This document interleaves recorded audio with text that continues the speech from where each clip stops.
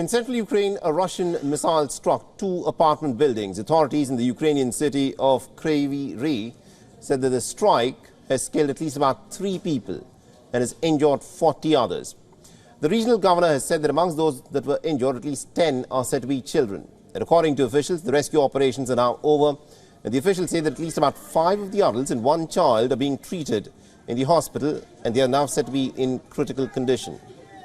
Military officials say that 2 buildings were hit by at least 3 missiles. The city of Kryvyi Rih has been a frequent target of Russian attacks.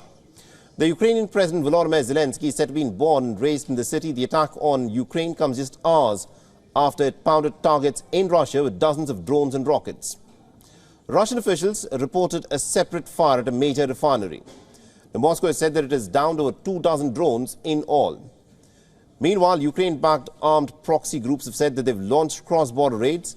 Russia has denied that the groups penetrated its territory, but has said that the border had come under attack in several places. And Ukraine further claims that these proxy groups are acting independently.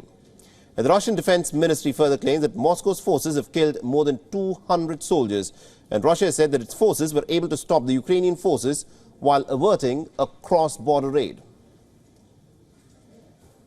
The enemy lost 234 militants killed, 7 tanks, 3 US-made Bradley infantry fighting vehicles, and 2 armored personnel carriers. There were no violations of the state border. Meanwhile, the White House has said that the United States will deliver a new military aid package for Ukraine as additional funds for the country remain blocked by the Republicans in the Congress. According to the U.S. National Security Advisor Jake Sullivan, the new funding would come from unanticipated cost savings from Pentagon contracts. When Russian troops advance and its guns fire, Ukraine does not have enough ammunition to fire back.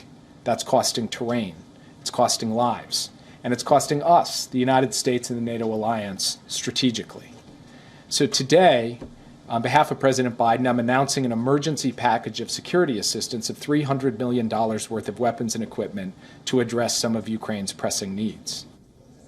Since Russia's full-scale invasion in 2022, the U.S. President Joe Biden has backed military aid to Ukraine, but faces opposition from senior Republicans.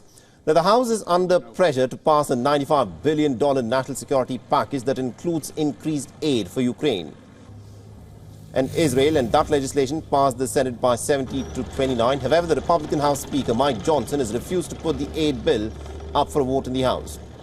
WION is now available in your country. Download the app now and get all the news on the move.